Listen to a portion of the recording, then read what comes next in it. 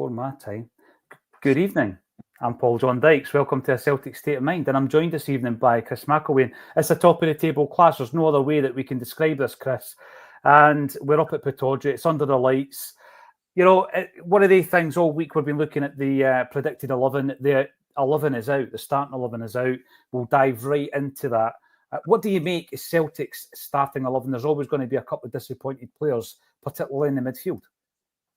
Yeah, we discussed the possible lineups today on the afternoon bulletin, and I think one of the things that stood out for me was the fact that there wasn't a weak lineup, whatever combination we had. You know, so whether a lot of people were clamouring to see McCowan coming in, I think he probably more than merited a consideration, if not an automatic start. Bernardo, lots of people were enthusiastic about Bernardo coming in. I think he's a more proven commodity, with all due respect to McCowan. So I think that's an easier fit. People obviously have been putting Engels under a bit of scrutiny. But, you know, we're also conscious of the fact we need to give the kid time and allow him to find his feet in this system and at the club. McGregor, I think, is the one constant. You know, you're always expecting McGregor to come in and do his role. A couple other questions around about left back. Was it going to be Taylor? Was it going to be Valle? It looks as though Valle's got the nod. Scales was one a few people were saying should maybe merit inclusion tonight. I'm of the opinion you could swap out any of the three there and it wouldn't necessarily weaken the side. And then, of course, Ida did his chances no harm with that cracking goal at the weekend. But Kyogo, for me, is still the established sort of plan A striker. And I think, always the one that you'd look to start with in most games. But listen, I think what the lineup shows you tonight is that the manager has got the ability to change one or two positions, three positions, and not weaken the side. And I think that's great. And if we get a successful January recruitment window, we could actually replicate that strength and quality and depth across the park, including in those troublesome areas like the wide areas, the left back position, etc. So yeah, it's a good lineup, strong lineup, no issues with it. No, well, it is a strong lineup, and a lot of people are in the comment section and they have their own opinion of it. Before we go to any of these opinions, Aero250 is already saying 3-1 is his prediction for tonight. Let us know what your score prediction is going to be. We've had 2 games against Aberdeen this season, 2-2 at Celtic Park, and then we destroyed them 6-0 at Hampden. Obviously a different challenge this evening. Aberdeen have won every single domestic game at home this season. Now, Paul Bosas comes in. The 2 best from Saturday left out. I think that you're referring to Luke McCowan and Adam Ida. We're going to run through the team individually, starting off at the back, Chris McElwain, and we have Kasper Schmeichel. And, you know, he's a goalkeeper that has come in on a free transfer at the tail end of his career, and what an impact he's had on this side. Yeah, I think if there were any remaining doubters when he played his first couple of games, I'm surely they must have gone now. They must be on, Team Casper, as it were, because I think he hasn't really put a foot wrong since he's joined the club. There were obvious, questions, scrutiny around his age, the stage of his career, but there was also the consideration he's a player who'd worked under the manager. He's played at a consistently high level for the bulk of his career. He's won an English Premiership title in an unfancied team, I should point out. I mean, it's not like he won it with a Man City where, no disrespect to Man City, because Joe Hart won it back in 2012 and I remember watching that. But, he wasn't playing at a team that year on year you're expecting to win a title. And he was one of the top performers. So I think it was a shrewd, smart piece of business bringing Kasper Schmeichel in. But the proof is always in the pudding, and for me, I think he's more than lived up to. In fact, I'd say he's exceeded the bulk of expectations in that position. Fantastic goalkeeper, and it's even more impressive when you consider the goalkeeper that he was signed to replace, and someone that still holds a huge amount of affection within the fan base. Yes, absolutely. His opposite number is a former Celt in Ross Doohan. He starts for Aberdeen tonight. A lot was made of the injury to Mitov, so he'll be out for a few weeks. And the ex-Celt comes in. He's a player that never made an appearance for Celtic's first team. He is a man now of quite a few clubs, Ross Doohan, now plying his trade as a backup for Aberdeen. And when you look at the clubs that he was at, obviously started off at Celtic, spent a wee bit of time at Cumbernauld. That was his first loan. Then Ayr United, where he was something of a favourite And then he's moved on another loan deal to Ross County, spent time at Dundee United, Tranmere Rovers, Forest Green, and then Aberdeen. So he's much moved, much travelled. And it's one of the ones I think when you're playing Aberdeen, the goalkeeper has been pivotal to the strength that they've had, even though, I mean, it sounds daft when you put 6 past them, but we were electric that afternoon.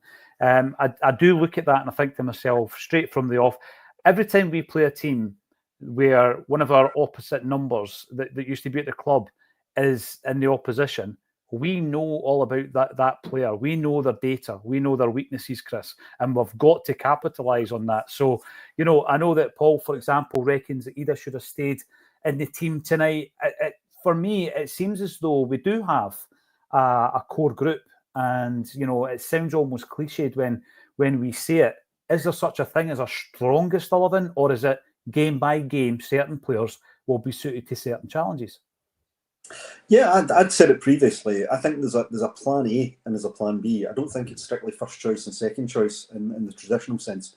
I think you have the plan A, which is your on the front foot, all out attack, maybe pressing against teams who are sitting back, and you're looking for quick movement, getting in behind, that type of player. Whereas I think the games against teams like Kilmarnock last season, and actually a few games this season, including in Europe, there's a need for some of these plan B players. And when I say plan B players, I mean players who bring a different set of attributes to the table. I think Ida is a great example of that. Much more physical, tends to be more of a kind of straight line type of striker, whereas Kyogo's movement will go side to side and front and back and that kind of thing. Ida is very much, straight line, more traditional kind of centre back, prepared to come deep. Reminds me on occasion a wee bit like Chris Sutton in that regard. He'll come deep, he can maybe help build the play and allow the midfielders to come more to the fore. Similarly, I look at a player like Tony Ralston, for example. Tony Ralston, okay, you say he's not at the same quality level, and I mean this with the greatest respect to Tony, but I'm echoing John Collins and something he said on Sunday night, rather. Tony Ralston doesn't necessarily have the quality of an Alistair Johnson, but what he does have is he has that work ethic, that desire to win, that almost old-fashioned style about him, and I think that embodies the kind of Plan B style of player. So it's players with attributes to play the certain roles that we require game on game. You know this, right? There's some great comments coming in, and I want to expand on some of them whilst we go through the team. One of them has popped up, and I thought, you know what, it's too good a conversational piece. Before we get into the defence, it's nothing against your good self, by the way. Rob Lilly, heard a Go Radio pundit say that Brendan Rodgers Mark II is a better manager than Big Ange and Martin O'Neill. Now, oft indeed, Rob, oft indeed, there could be a whole show dedicated to this debate. What I would say is, let's compare Brendan Rodgers Mark II to Brendan Rodgers Mark I. Why not do that? Is he a better manager than BR Mark I? Because I do think it's so difficult to compare successful managers at Celtic Football Club, right? O'Neill, a wee bit further down the line, so it's even harder, isn't it? Because he's up against a different challenge. He's up against a big spending challenger at that time who were capable of winning league titles. So that's difficult to compare Brendan Rodgers with Martin O'Neill. But in terms of Ange, I find that an interesting one. What I would say, it's taken quite a long time for the Celtic side to transition from Ange Postecoglou to Brendan Rodgers. Now, I think if I was to throw it out there and say, which team did you prefer watching, then it would be an interesting, for me, it would be an interesting divide, because I thought Ange Postecoglou's teams were tremendous to watch. The free-flowing football, the attack, the high tempo.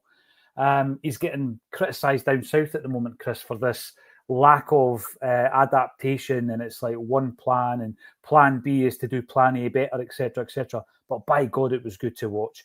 Brendan Rodgers this time round, and it's early in the season, has shown not just the entertaining aspect of what you think the Celtic way is, but also an ability to play the harder game at times. Atalanta away being a great example of that. He's getting a run of results in Europe. We don't know what's going to happen in the final games, but he is currently getting a good run of results in Europe. And there may be an opportunity, I think, for Brendan Rodgers to probably better what Ange has done. Whether or not we can see he's done it so far second time round, I'm not so sure. What do you reckon, Chris? I think if you were comparing Brendan's first season back with Ange's tenure, then I would have said that Ange's football was more attractive to watch. All day long, yeah, it was Ange all day long. But there was a criticism levelled at Ange when he was here, and it was the absence of a plan B, which we've just referenced.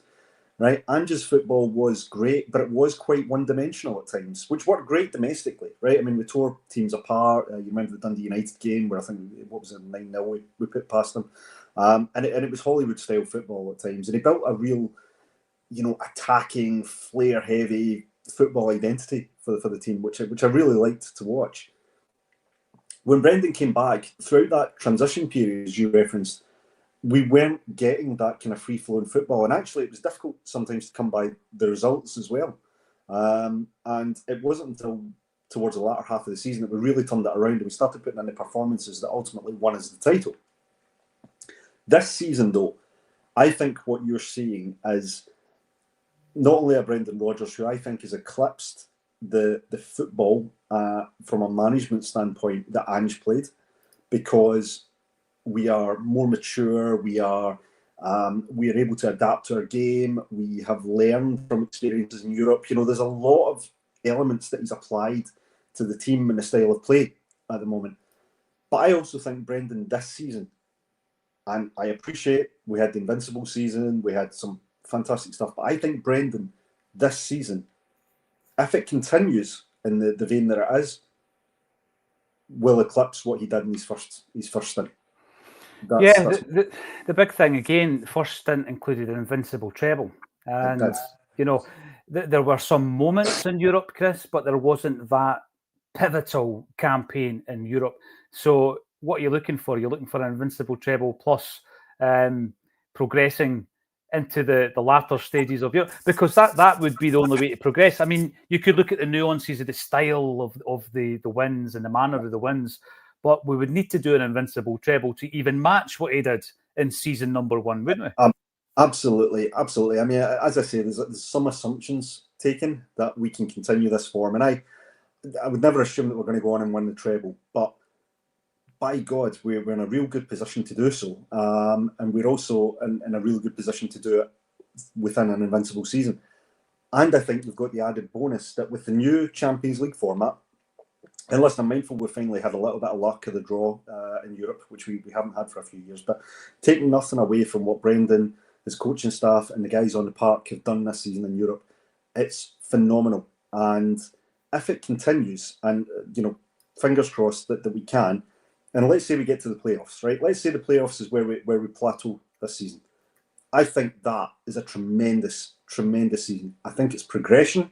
I think it's progression in terms of the football club, in terms of the manager. I think he's shown finally that he can live up to the elite manager tag.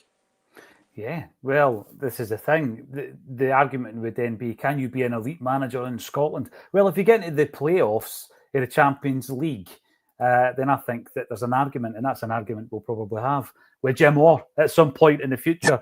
Now, the urban culture, really? Yeah, absolutely. The urban culture, DD, you've got the same shirt on as today. Tut standards. But I'm representing though. I just wanted to point this out. This is an official Acsom shirt available through the Acsom website. Oh, nice one. Jungle Lion calls me Butch Cassidy, and this is not official, and you can't buy it on the Acsom shop, but thank you very much for noticing. Loads of great comments coming through. We're going to be sticking into the defensive side of the game tonight. Schmeichel and goals, of course. You look at that back four, Liam Scales and Greg Taylor drop out. Now, the replacements, Trusty, I do think has been brought in to be a first pick, but obviously it comes down to the performance level and the form. Scalesy comes in, scores the first goal, sets up the second goal, has a solid performance. Disappointing for him, but what a great situation to have, where you're looking at those two centre-halves and you're thinking, Scales drops out last season, or Katovikas drops out last season, who steps up? Not one of the defenders who were going to step up, I don't think, were at the same level or anywhere near it. So if you had to play Kobayashi, for example, Stephen Welsh, Nawrocki or Lagerbielke, we'd have been going into this game tonight, and I don't think we'd have been as confident as we are just now. Scales drops out, Trusty's in, and vice versa. What a position to be in, Chris. I think it's fantastic. And yeah, we spoke about it earlier today. There's 3 players there for 2 positions. That's, it's a positive and a negative at the same time. It's a negative because one player has to drop out, match on match. But it's a real positive, the fact that if one of our players is forced out through injury, if they are, suspended for whatever reason, which can happen, you've got a really capable backup to come in there. And I think it's, I don't think Scales being left out tonight is any, it's not representative of his performances or his ability. I think at the moment there's an established centre-back pairing, good balance with one left-sided, one right-sided. And I think Scales will rotate in and out of this lineup. I think we have to manage Carter Vickers. We know about his fitness issues, so there's opportunities to do it there. And, keeping all 3 players fit for the entire season is not going to be easy. So they are going to have to deputise for one another. And I think it must be a great feeling for the manager to be able to look at his bench and see Liam Scales, a player who can score, a player who can defend, a player who's, I think, improving, match after match, to be honest. He's getting quicker with his distribution. He's looking sharper. He looks, more comfortable in his own skin. What a great option to have. But, manager's also got the luxury of spending $6 million on a central defender. So, and by the way, Chris, I think you can push this even further. I think that come January, right?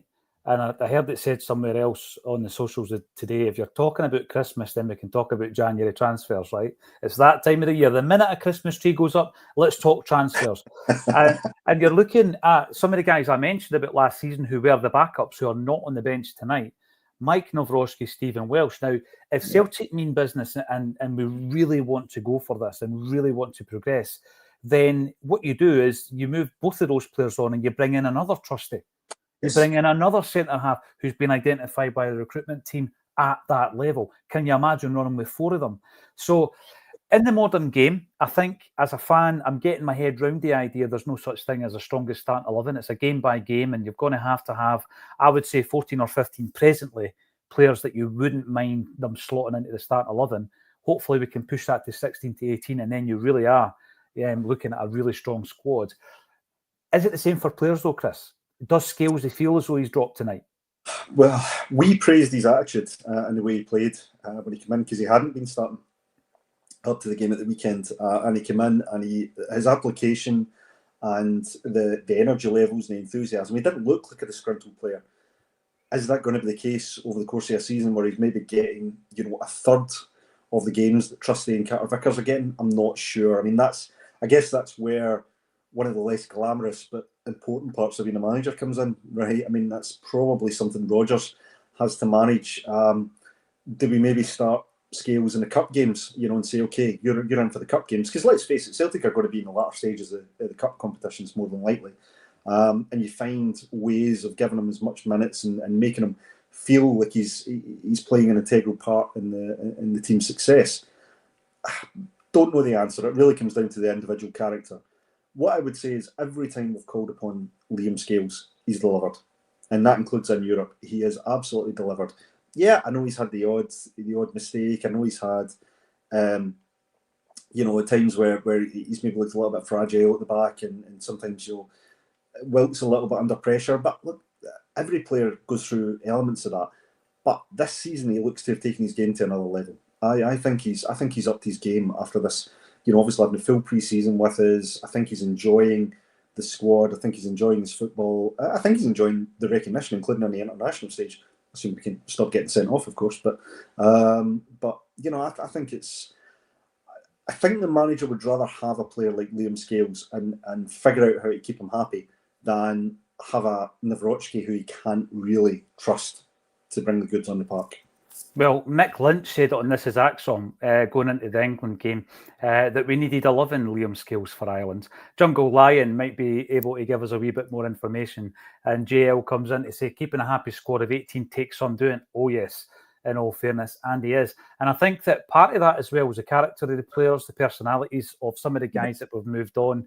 Haksabanovic, I'm only going by his social media output, and some comments by Brendan Rodgers around about all that. These players annoy Brendan and they're out the door. I'm going to bring up another comment by Paul, right, because this sparks a thought in my mind. Scales is the better player.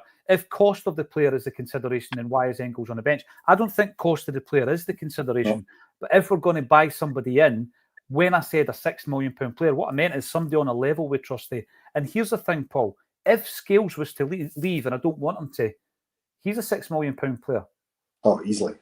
Honestly, please convince me otherwise. Liam Scales is in that category. He absolutely is. And I think we've got 3 players in that category, albeit Carter Vickers is the main man, right? And he's probably only coming down slightly because of his fitness issues. And what I'm saying is, why not have 4? 4 all in the same category, fighting for 2 jerseys. As Jungle Line says, it's going to be tough. Absolutely. But I think a team like Celtic needs that. In the past, we might have had someone stepping up from the kind of youth teams or the reserve team as it once was. That's simply not there. Chick, you're in to say Celtic are going to beat Aberdeen 4-1 tonight. And the slabbering cabbage goes one better and says 4-0. There we go. We've got the quarterback punk, Baye and Bernardo in the team. Excellent. I'm going to get to Baye in a moment. But before I do that, look at the cultured nature of the Acsom listeners. Paul McLean has just ran a bath and he's listening to Tchaikovsky. We're being soundtracked by Tchaikovsky. How good is that? Is that a first? That's an image I could have probably done without, though, Paul, if I'm honest. You in the bath listening to Tchaikovsky. Man. Keep it coming. Keep it coming. Think about that. Right, we've got the full-backs. Everybody knows my favourite player at Celtic at the moment is on the bench. AJ is the first choice, absolutely. But at left-back, I think there was a discussion to be had there. Now, I was driving through to Glasgow when the 12:30 bulletin occurred today, and it was expertly hosted by your good self, Double Denim, a.k.a. Chris, to his family. And I think it was James who said that he thought Baye had a good game at the weekend. I'm not so sure. I think he was one of the guys that, and I'm not being negative because it was a great performance. I didn't think he had a great game. I thought Taylor was coming right back in tonight. I did a double take when James said that. But to be fair, I'm wondering if the perception that Baye didn't have a great game was due to the fact that McCowan, Bernardo, Ida were all having excellent games. Certainly when we did the match coverage, I think we all said Baye's probably not had the best first half in the game. I think we felt in the early part of the game he gave possession away a few times, couldn't seem to get his passing range on. But I think the problem is that there's certain players you will focus on more, and there's maybe a lot of stuff that we don't notice. James may very well have assessed Baye slightly differently. I think it's all about opinions. I don't really mind that. The interesting point for the discussion today was, when we're looking at recruitment, would we consider Baye as being one of our top targets if we couldn't keep a hold of Taylor? Would we see Baye as being one of these players who actually elevates that position? Mm-hmm. We referenced what John Collins said about Tommy Burns. Our pal John Collins. Our pal JC, as we call him.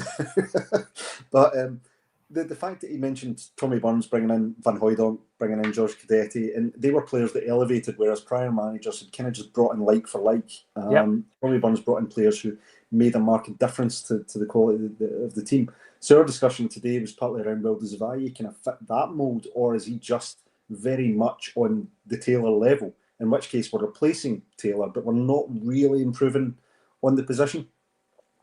I think we need to see more of Baye before we can make that determination. I think he's done okay. I think he's done, pretty well. Young guy coming in, new country, needs time to adapt, like we've been talking about with Engels.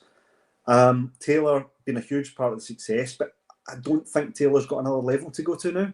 I think what we get with Taylor is he's plateaued, to use that pretty soon, which will be or peaked. Yeah.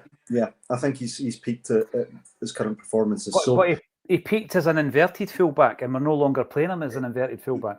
He did, and I think he's operating capably in this system. I think particularly in domestic football, I just don't know if he's got.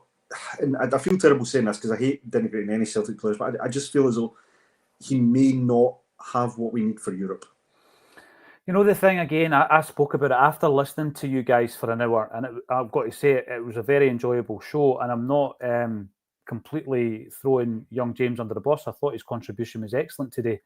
But in terms of trajectory, right? So you went on to speak about Odsonne Edouard, Kieran Tierney, etc. And there was that whole discussion around never come back. You know this, I think it comes down to trajectory, right? So Tierney and Edouard were on the way up when they left us, right? They're no longer on the way up. So I'm not saying it's a step back in terms of Celtic are smaller than Crystal Palace in Eddie's case. I'm not saying that. But in terms of their trajectory, they are then stepping back a few stages in their career. And that's sometimes the difference. So when they were in their first spell at Celtic, everything's going up like that, and the performance level, and there's a momentum there, the whole thing's happening, and it's going one way. Now, if they were to come back, that trajectory, that momentum is no longer within the player's performance. They've then got to approach the game slightly differently. They're a wee bit more experienced, which is a positive, but their careers have stalled for one reason or another. And I remember a footballer telling me that type of thing, the stalling of momentum, sometimes it's when you're coming into a first team, for example, and then you're thrown back into the reserves, and then it's almost as if you're starting again. He likened it to putting a handbrake on in a car on a steep hill and then trying to get the biting point to get it to go again. He says it's difficult. You know, when you're on the move, like Tierney's career was and Odsonne Edouard's career was, you're on that upward trajectory. And then I can liken that to Bailly by saying that he has got far more development to come. So I do agree with you. I think Taylor hit that peak, albeit it wasn't under Brendan Rodgers. I think it was under Ange that he hit the peak, whereas Bailly still has that progression. And again, Rodgers is probably seeing a lot more in training than obviously we are in the games. Oh, of course. Yeah. So I would say he's going to be one of the main targets. I also think we're in a precarious situation when it comes to the left backs. Greg Taylor hasn't signed a new contract, and Bernabe, as brilliantly discussed today, could well be on his way to Brazil. Now, on a permanent. Colin Rodgers, KT and another winger will do me in January. The KT rumours will not go away, and if they do, we'll just keep talking about them anyway. Jim Kerr, 10:30 out here in Kurdistan, on the tick. Simple Minds are not playing a gig in Kurdistan. Jim Kerr is the #1 fan in Kurdistan. There you go. And Wilson QW, come on, you boys in green, you're getting into the mood. But are you listening to Tchaikovsky while smoking a pipe in the bath? Perhaps not. Simon Costar, Hatate better pull his finger out. Let's talk about that then, because Hatate's in and McCowan isn't. And I thought McCowan was brilliant. And it is, you know, to use a cliche, horses for courses. Scales wasn't great in the 2-2 game against Aberdeen. So that kind of thing may well be in the mind of the gaffer. Hatate has played exceptionally well against Aberdeen and on a number of occasions. So, I feel a bit sorry for McCowan. I would like to see vintage Hatate tonight, because it's one side or the other of the scale at times, isn't it? That is exactly what I was going to say. Yeah, you don't get a middle ground with Hatate. He'll either absolutely wow you with his performance, or he'll be so frustrating to watch. But you're hoping you get the former. You're hoping you get, Hollywood pass, Maverick, score a worldie from outside the box and control the game type of Hatate performance. But you know what? See if we don't, there is a player on the bench who will be desperate to get on there and build on his performance at the weekend, and that is, of course, Luke McCowan. And I just point to the fact that what a great, option for the manager to have is Luke McCowan. Look, sometimes as a footballer, you're only as good as your last game, right? And that's, it's an old cliche, but I think it does apply. And the one thing we've got to be careful of with McCowan is we don't build him up so much that the instant he has maybe an off game or things don't quite go well for him, that suddenly he's a busted flush. Now, I don't necessarily think that'll be the case. I think that the boys get too much about him for that. But maybe Rodgers has just shown a bit of smart management. You've had a great performance, son. Great. Good on you. Bench tonight, but you might get your opportunity. Come on. Keep your levels up. Keep your momentum up. McCowan is going to be like every other player. He knows he's got competition for places. He's part of that competition. I think that keeps the guys motivated. And what you don't want is McCowan or any other player thinking, all right, one good performance and you're in some. It's about consistency. It's about keeping it going. I made no secret of the fact that, one, I was very unsure about McCowan's signing when it happened. I've completely changed my mind here. My hands up. I think he's a fantastic player. I could almost see him, if all the stars align, becoming a captain contender. But he's got a bit to go yet. Let's not put too much pressure on the kid. Let's just keep giving him the opportunities and seeing what he can do. I'm going to put a bit of pressure on you, kid. Give me a prediction. I'm going to go with, was it Slabber and Cabbage? 4-0. That is, by the way, if we are able to come out as confidently as a 4-0, then I'll be delighted. I don't think so. I think 2-1 Celtic. By the way, if Aberdeen open the scoring, we're sitting at half-time, there will be no panic. I do think 2-1 Celtic. Thanks, everybody, for getting involved. Go and enjoy the first half. We'll be back at half-time. All that's left for me to say thank you once again, Chris McElwain, for joining me on A Celtic State of Mind. Mono Hoops.